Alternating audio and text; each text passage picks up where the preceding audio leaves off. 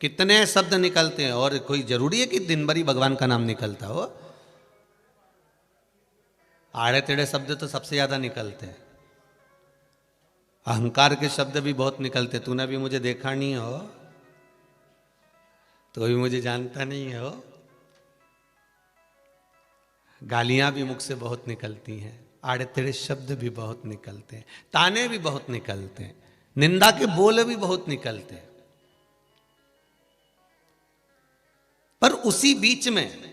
आपके मुख से जब अपशब्द निकल रहे हो, ताने निकल रहे हो, आड़ा टेढ़ा शब्द निकल रहा हो, आपके मुख से कुछ अलग अलग बातें निकल रही हो, दिन भर तुम्हारे मुख से ना जाने क्या क्या निकलता रहता है, दिन भर तुम्हारे मुख से ना जाने क्या क्या बोलते रहते हो, इस जिह्वा से, इस मुख से ना जाने कितने शब्द निकल जाते होंगे। पर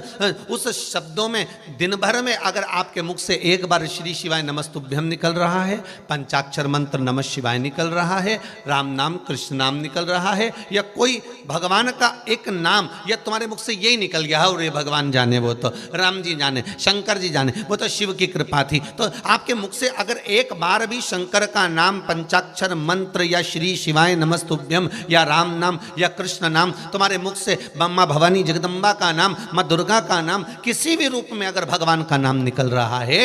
दिन भर के शब्द बोले और उस शब्द में से अगर तुम्हारे मुख से भगवान का नाम निकला, तो जिस समय पर तुम्हारे मुख से भगवान का नाम निकलता है, उस समय पर स्वयं भगवान तुम्हारे मस्तिष्क पर आकर बैठा हुआ होता है, तब जाकर वो निकल पाता है, तब जाकर वो मंत्र नाम निकल रहा है।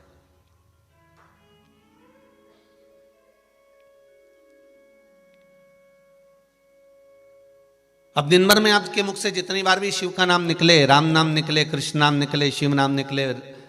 कृष्ण नाम निकले, समझ लेना उस समय पर वो भगवान तुम्हारे जीवान पर, कंठ पर, तुम्हारे मस्तिष्क पर, तुम्हारे सम्मुख में है, तुम्हारे सम्मुख। क्यों कहते हैं 24 घंटे में एक बार सरस्वती मुख से बोलती है? बोलते कि नहीं बोलते? हमारे यहाँ हमारी माता जी कहती है, तो आपकी भी माता जी ने कहा होगा, अच्छा बोला कर, 24 घंटे में एक बार सरस्वती मुख से निकलती है,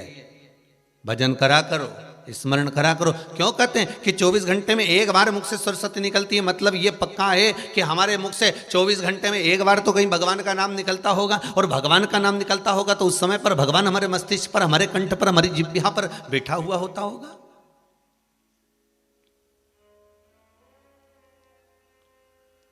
उस समय पर परमात्मा हमारे सम्मुख में हो, हमारे सामने हो, और जब भगवान का नाम हमारे सम्मुख में, जब इस वाणी से, इस कंठ से, इस जिह्वा से जब निकलता है, या श्रवण शक्ति में पहुंचता है, या हमारे हाथों से या हमारे पांवों से हम चलकर कहीं ना कहीं सत्कर्म की ओर जाते हो, तो भी भगवान की कृपा ही समझना। ये 5 कर्मेंद्री, 5 ज्ञानेंद्री और एक ये मन, ये जो 11 इंद्रियां हैं ना, ये 11 इंद्री तुम्हें परमात्मा के पास जाने से बहुत रोकती है, बहुत। विचार कर कर बैठी थी, मकर संक्रांति है, नर्मदा नहाने जाऊंगी, गंगा जी नहाने जाऊंगी मकर संक्रांति पर, पास में मेरे सरयू जी है ना, उनको नहाने जाऊंगी मैं, यमुना जी है उसमें नहाने जाऊंगी मैं, मंदाकिनी है उसमें नहाने जाऊंगी, सरस्वती है उसमें नहाने जाऊंगी, नर्मदा है उसमें नहाने जाऊंगी। तुमने विचार कर लिया, तुमने तो विचार कर लिया, क्योंकि मन विचार कर लेता है, पर ये बाकी की जो इंद्रियां हैं, 5 कर्मेंद्री, 5 ज्ञानेंद्री, तुमने तो मन बना लिया कि मुझे कथा में जाना है, मुझे सत्संग में जाना है, मुझे स्नान करने जाना है, मुझे भगवत के भजन में जाना है, मुझे नाम स्मरण में पहुंचना है, तुमने तो विचार कर लिया, पर वो इंद्रियां तो तुम्हें खींच के ले जाए पहले। कई बार चाहे आप हो